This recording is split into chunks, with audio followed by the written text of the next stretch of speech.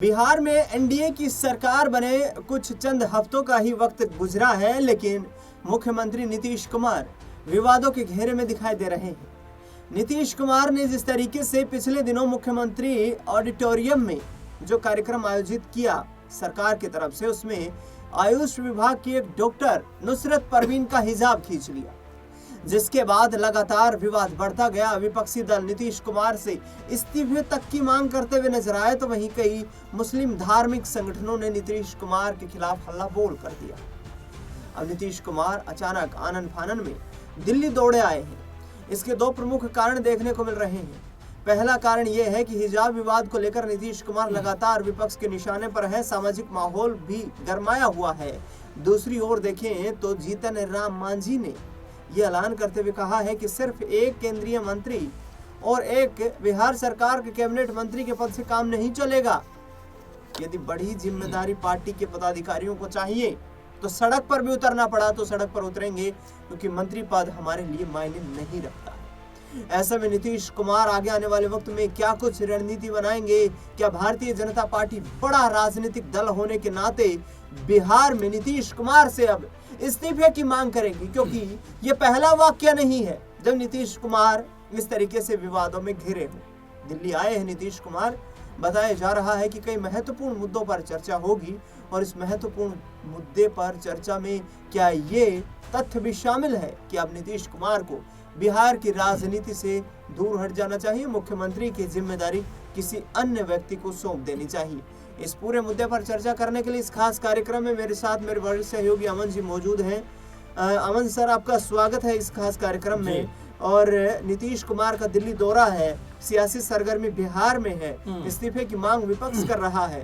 मुस्लिम महिला नुसरत परवीन जो कि आयुष विभाग की डॉक्टर है, उनका हिजाब खींचने का आरोप है नीतीश कुमार को कि दिल्ली में बीजेपी हाईकमान केंद्रीय संगठन से कोई कड़ी फटकार लगने वाली है। देखिए दिनेश जी, मैं तो यही कहूंगा कि एक भी अश्क खतरा है हुकूमत के लिए। तुमने देखा नहीं आंसुओं का समंदर होना। आप देखिए जरा किस तरह से नीतीश कुमार लगातार बारंबार एक जैसे कारनामे करते हुए दिखाई पड़ते हैं। आप देखेंगे चुनावों से पहले किस तरह गमला उठाकर कभी अधिकारी के सर पर रख देते हैं, कभी किसी महिला के मना करने के बावजूद भी जो माला होती है उसे गले में पहना देते हैं। आपने देखा कि विधानसभा के अंदर किस तरह से महिलाओं के लिए किस तरह के शब्दों का इस्तेमाल करते हैं। और तो और तमाम मौकों पर देखा गया है कि वो जब मंच पे होते हैं तो उनकी हरकत अजीबोगरीब सी हो जाती है। राष्ट्रीय गान चल रहा होता है, उसके बीच में ही वो अपने साथी को लगातार इशारा कर रहे होते हैं, हाथ से उसको बुला रहे होते हैं, जबकि वो कहते हैं कि भाई शांत हो जाए, राष्ट्रीय गान चल रहा है। तो ये तमाम जो बातें हैं ये बताती हैं कि क्या मानसिक तौर पर जो बातें विपक्ष की तरफ से उठाई जाती हैं कि क्या वाकई में नीतीश कुमार जो मुख्यमंत्री हैं वो मानसिक तौर पर मजबूत रह गए हैं, स्वस्थ हैं। क्योंकि उनकी जो स्थिति नजर आती है वो कह सकते हैं अजीबोगरीब नजर आती है। और आपने देखा ये वीडियो जो नुसरत परवीन का वीडियो है, जहां पर वो एक सर्टिफिकेट लेने के लिए जाती हैं, ज्वाइनिंग पत्र लेने के लिए जाती हैं, और उसी दौरान वहां पर नीतीश कुमार उनका हिजाब खुद अपने हाथों से नीचे करते हुए नजर आते हैं। इसी बात को लेकर तमाम जो मुस्लिम संगठन है और तमाम जो राजनीतिक संगठन है उन्होंने आपत्ति जताई है कि भाई आखिर आप क्या तमाशा कर रहे हैं। अगर आपको हिजाब नीचे ही करवाना था तो आप उसको कह देते कि बेटा आप नीचे हिजाब कर लीजिए, साथ में फोटो खिंचवाते हैं, तो जो भी आपको कहना था वो आप कह सकते थे। लेकिन नीतीश कुमार ने जिस तरह से वो हिजाब हटाया है, हालांकि मंशा उनकी गलत थी नहीं थी ये एक अलग बात है, लेकिन जिस तरह से सार्वजनिक तौर पर ये उन्होंने हरकत की है उसको लेकर अब तमाम विपक्षी दल तो नाराज हैं ही, तमाम तरह के बयान दे ही रहे हैं। साथ में अब जो एनडीए के लोग हैं कहीं ना कहीं वो भी यहाँ पर असहज होते हुए दिखाई पड़ रहे हैं, और इसीलिए वो कोई बहुत बड़ी बयानबाजी एनडीए कुनबे से निकलकर सामने नहीं आई है। अब इस बीच अगर नीतीश कुमार दिल्ली पहुंचे हैं तो इसके क्या मायने, क्या वाकई में पार्टी के अंदर बीजेपी की बात करें या एनडीए कुनबे के अंदर कोई बड़ी खलबली मची हुई है? क्या वाकई में सब दल चाहते हैं कि भाई नीतीश कुमार अब आप जो है साइडलाइन हो जाइए, आप मुख्यमंत्री बनना चाहते थे, हमने आपको मुख्यमंत्री बना दिया, लेकिन अब किसी और का मौका आने दीजिए, क्योंकि आप जिस तरह के कारनामे कर रहे हैं उससे पार्टी की और जो एनडीए कुनबा उनकी फजीयत होती हुई नजर आ रही है। बिल्कुल फजीयत होती हुई नजर आ रही है। सरकार कई मुद्दों पर घिर जाती है इस तरीके की हरकतों की वजह से। लेकिन अमन सर, एक और सवाल रहेगा मेरा। पिछले दिनों जेडीयू के कार्यकारी अध्यक्ष संजू झा ने एक बड़ा बयान दिया था कि नीतीश कुमार के बेटे निशांत कुमार को अब पार्टी में सक्रिय हो जाना चाहिए, जिम्मेदारी संभालने के लिए तैयार हो जाना चाहिए।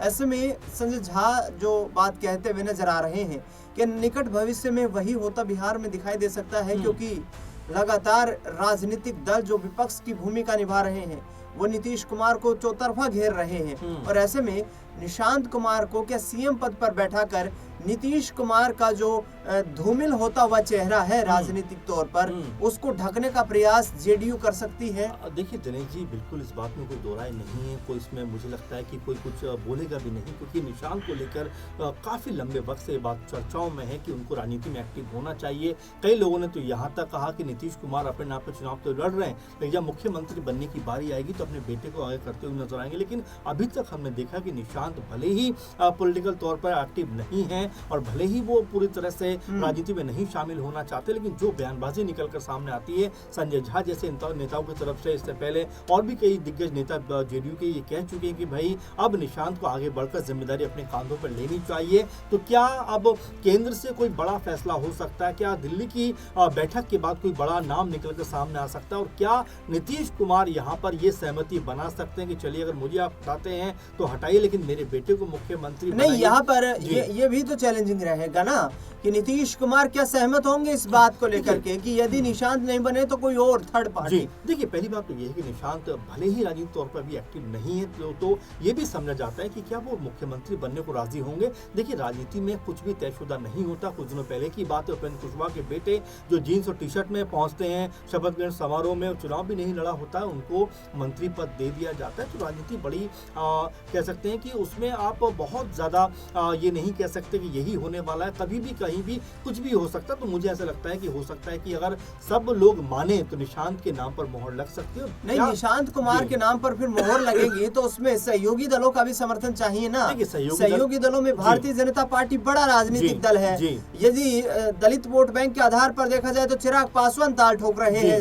महादलित की बात करें तो जीतनराम मांझी उनके बड़े नेता नजर आते हैं। तो क्या इन तमाम नेताओं को इतनी आसानी से एनडीए में एक साथ एक यहाँ पर माला में पिरोए रख पाएगा गठबंधन? देखिए दिनेश जी, आपको याद होगा महाराष्ट्र चुनाव जिस वक्त बीजेपी चुनाव लड़ी और शिवसेना से अलग होकर एकनाथ शिंदे चुनाव में गए, कह सकते हैं अजीत पवार चुनाव में गए, उस वक्त चुनाव पूरा लड़ा गया एकनाथ शिंदे के ऊपर। और जब सीटें आती तो बीजेपी के पास लगभग 130 या 32 के आसपास सीटें आ जाती जो बहुमत के बहुत करीब आंकड़ा होता है। लेकिन अब बिहार को अगर उससे तुलना करें तो बिहार में जेडीयू की स्थिति देखिए लगभग बीजेपी के साथ में समानांतर है। तो ऐसे में बड़ा मुश्किल बीजेपी के लिए होता है कि यहाँ जेडीयू को मना कर पाते। लेकिन अगर ये स्थिति को आप थोड़ा सा उलट कर दीजिए कि यहाँ अगर जेडीयू अपने पुराने जो सीटें थी उनके पास उसके पास होती है, लगभग 50 सीटों के पास भी होती, तो आप ये मानकर चलिए कि बीजेपी यहाँ पर जेडीयू खेमे से या नीतीश कुमार को भी मुख्यमंत्री नहीं बनाती, क्योंकि अब वो उनके बराबर आकर खड़े हो गए। तो इसीलिए उनको मजबूरी में मुख्यमंत्री बनाना पड़ा, नहीं तो एकनाथ शिंदे की तरह उनको साइलेंट करते हुए नजर आते। एक बात, दूसरी बात ये भी आप देखिए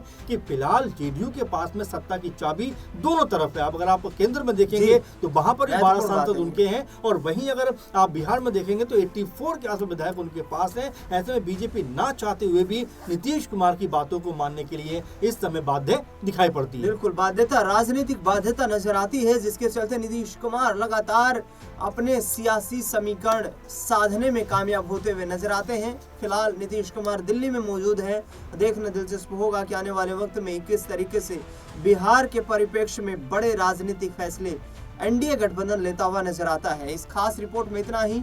अमन जी, आपने तमाम जानकारी साझा की, आपका बहुत बहुत शुक्रिया। मुझे दीजिए इजाजत, नमस्कार।